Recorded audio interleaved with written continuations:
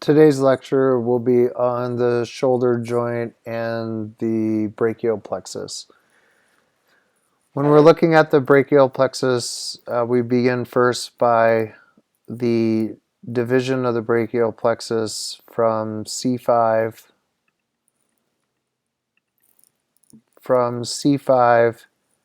to T1.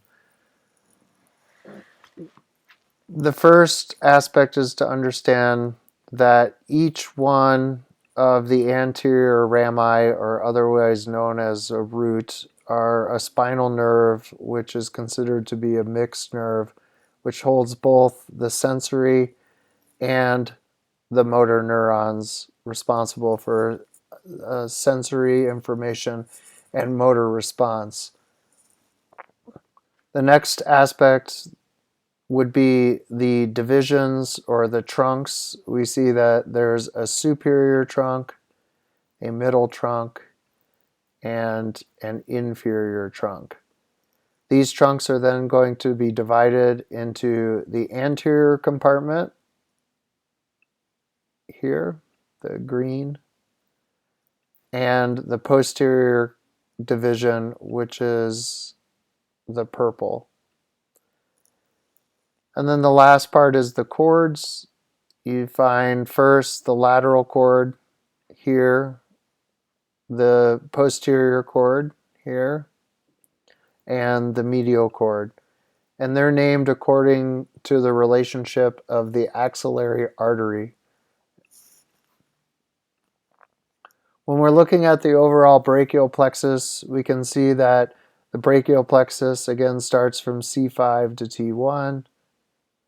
It goes laterally out from the neck, drops down underneath the clavicle, goes out in relationship to the axillary artery, and then we'll be dividing into 5 different branches or terminal branches of the axillary nerve, the musculocutaneous nerve, the radial nerve, the median nerve, and the ulnar nerve. In this lecture, we'll be particularly speaking most about the axillary nerve and the musculocutaneous nerve. These are going to innervate everything above the forearm or proximal from the elbow. The first one that we're going to look at is the axillary nerve.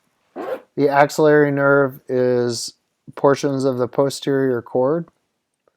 It is also in the posterior division. And the most important aspect is that it comes from the anterior rami of C5 and C6. And it's going to innervate the deltoid and the teres minor.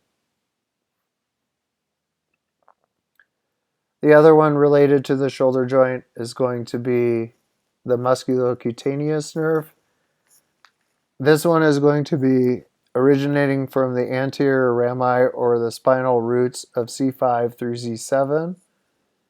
It's formed from the lateral cord, and it's also portions of the anterior division. The musculocutaneous nerve will innervate the coracobrachialis, the brachialis, which is the true flexor of the elbow, and the bicep brachii, which the bicep brachii also is involved with the forearm action of supination and pronation. So here, what we're going to be discussing is going to be 2 areas. First, we're going to start at the terminal branches of the axillary nerve and the musculocutaneous nerve. So as mentioned before, when we're talking about the musculocutaneous nerve, we're talking about the anterior rami of C5, C6, and C7.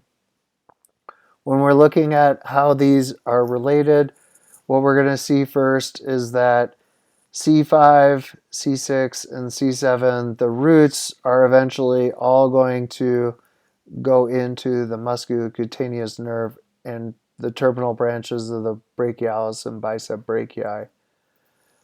So if we first, just follow the beginnings of this chart and look at C5 going into the superior trunk, into the anterior division, eventually into the lateral cord. We can see how it terminates into the musculocutaneous nerve. If we take another pathway, we can then do the same thing with C6 going into the superior trunk, to the anterior division, and again into the lateral cord, to the musculocutaneous nerve.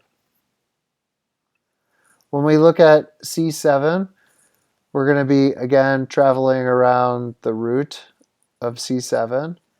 We're going to be going to the middle trunk. We're also going to be going into the anterior division. And then it is going to link up to the lateral cord, which then again has the terminal branch of the musculocutaneous nerve of the brachialis and the bicep brachii.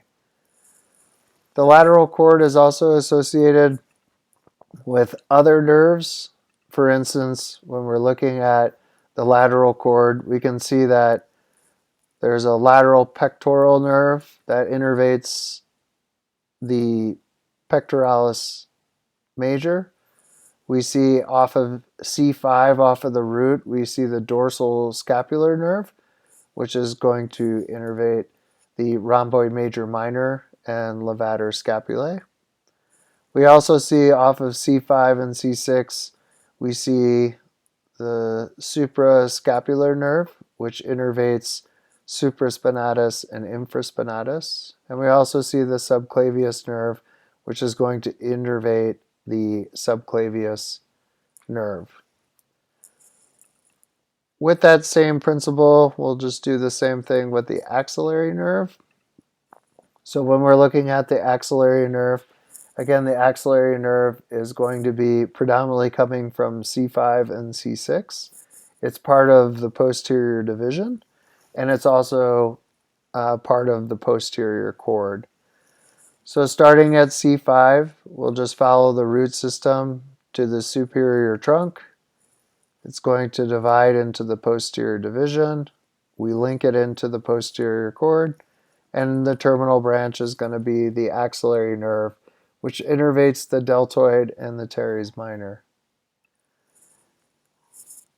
When we look at C6, we will follow its, or C5 will follow its pathway, or C6, excuse me. We go C6, superior cord, posterior division, posterior cord, to the axillary nerve.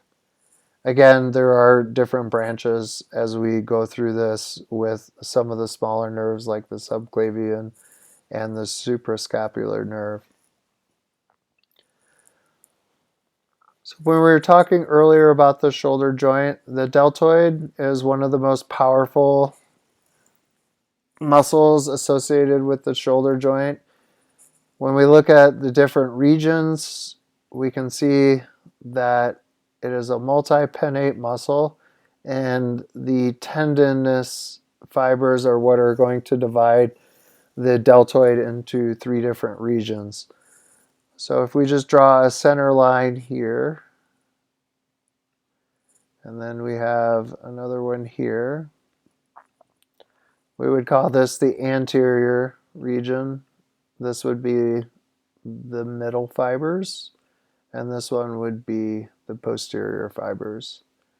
So first, looking at the anterior fibers, we're looking at abduction, abduction, flexion, horizontal adduction, and internal rotation. Versus when we look at the posterior fibers, we're looking at abduction and extension rather than flexion, horizontal abduction and external rotation. And the middle fibers are predominantly meant for AB or abduction. The pectoralis major muscle has many different articulations associated with it, especially when we're looking at the upper fibers versus the lower fibers. So when we're looking at the upper versus the lower fibers, you can see where we have it inserting into the intertubercular groove of the humerus here. And then we would have different divisions. So if we draw a line here, this would be classified as the upper fibers, and then these would be classified as the lower fibers. So when we look at the upper fibers, we're going to be looking at internal rotation, flexion, abduction, and it's important to understand that once the arm is abducted to 90 degrees, uh, after that, then we're going to see the deltoid take over for the majority of the movement.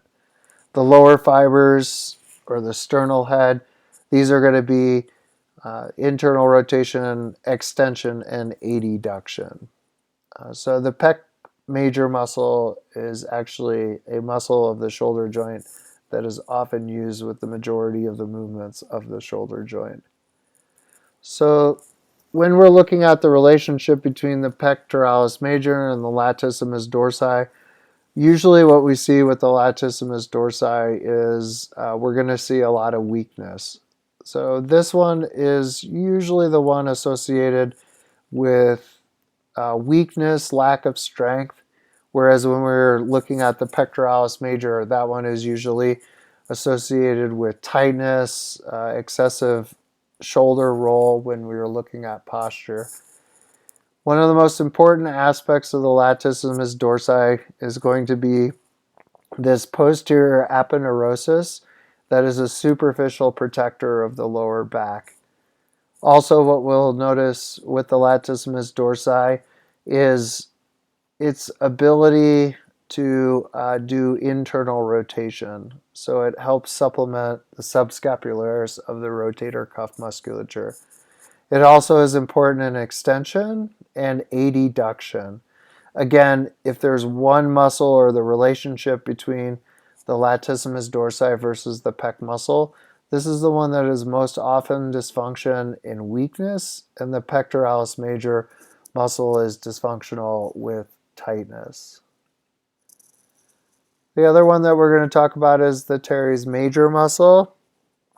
This one's important because its job is for extension in a flex position. It also does internal rotation and adduction also. And finally, the last one, the coracobrachialis.